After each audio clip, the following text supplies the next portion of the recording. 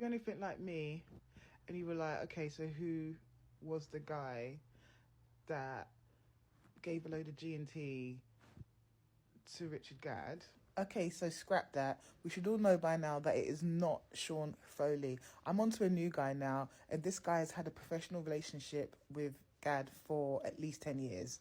Not only have I got a new update on the Darrien theory, I've also got information on his ex-girlfriend, on the transsexual ex-girlfriend, and she does seem like a really intelligent, wonderful woman who probably didn't deserve being treated like an experiment by a guy who's just trying to figure out his sexuality. But hey, you live and you learn, and all women go through that sort of stuff if they don't pay attention to how mentally ill a guy looks. In 2013, Richard Gadd started working with a well-known producer and director. This person has worked on Mighty Boosh, How Not to Live Your Life, and Turn Up Charlie, which is probably still on Netflix. So here we have it, Gary Reish. Gary Reish is a producer, director, creative director, actor, writer, well-known guy in the industry. In my initial post about Sean Foley, somebody in the comments was like, no, it's not him. I know who it is. It's someone who has olive skin. And I'm not saying, and this guy definitely has olive skin. In 2016, The Skinny described Richard Gadd as the punk prince of comedy. They also described Gary Reish as his long-term collaborator. So Gary Reish being his kind of mentor, it could explain the leopard print pants art direction moment on top of a North London roof that's going on here, and it could also explain the leather daddy hitchhiker moment that's going on here. But I need someone to help me with the timelines, because in 2014 the Guardian did a review on his show and was kind of mediocre average review. But what I didn't get was that he described it as very gay sex obsessed, and that Gadd gets molested or threatened with molestation by a predatory gay man, but done in a hilarious way. So it seems as if maybe Gadd was in a situation where he's working someone that has helped shape his career because he's got all the experiences, he's older than him, and he's shaped his talent and he's given him everything that he wants, but he's also taken something from him and also made him explore parts of himself. Now, I'm not going to lie, the timelines and the situation and the fact that he kept going back and the fact that he wants to protect the guy may seem iffy to some people that haven't been through sexual abuse, or some people that don't understand the gay scene and the certain things that can happen amongst men that happens a lot of the time. So to be honest, when he started taking out the drugs, I was like, oh my God, I know where this is going. I have friends that have been affected by these kind of situations, but gay friends. I don't know any straight people that I know of. And I also read things like chemsex studies in my local area, because I live in a borough where there are a lot of gay people and a lot of drug taking. Unfortunately, a lot of straight men don't actually understand the levels of gay men that they can do and the sort of stuff that they're capable of doing. I would describe Richard Gadd as someone who was groomed by somebody who understands the male body more than he does and knew what he wanted.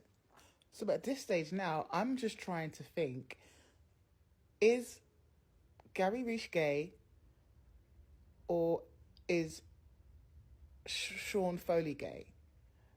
So I did some digging. And used my excellent gaydar skills to figure out who's who. They've written in saying, asking not to see it, but really, yeah? No. No, they haven't. Well, I mean, we're not released yet, so course, unless they'd come to one of the festivals we've been doing, they wouldn't have seen it anyway. So, but it'll be fun. I'm sure they got, I mean, they've got senses of humour, of course. Yeah. I hope.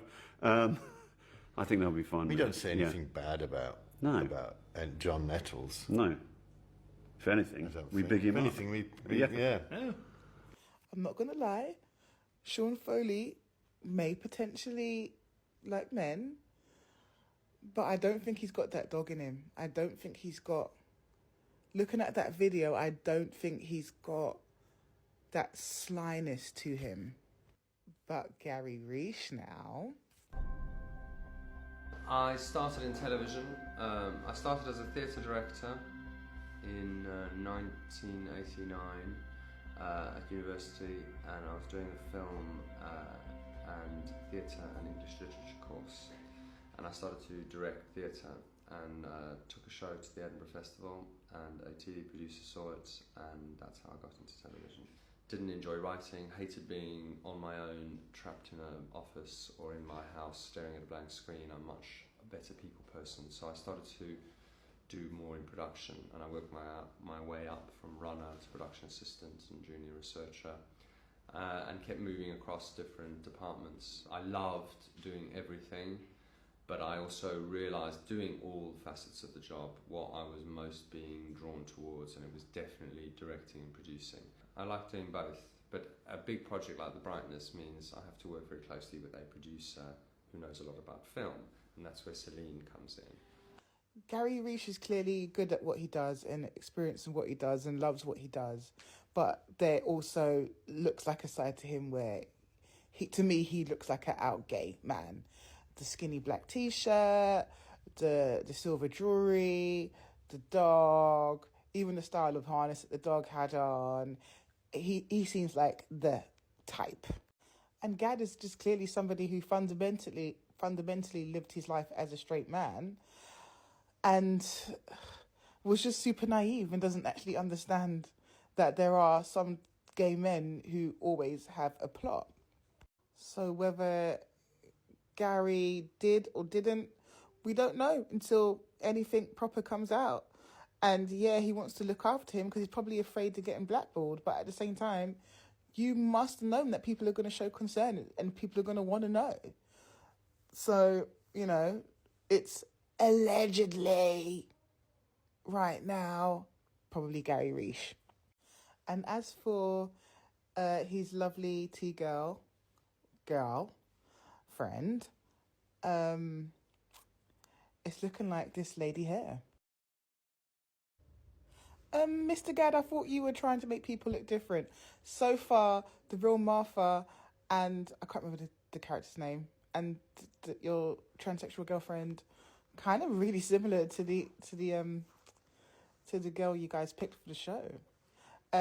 She's an Italian woman. She seems to be super brainy, and she also writes books, and it's all like in Italian and stuff. So she was a classy bird. She's a classy bird.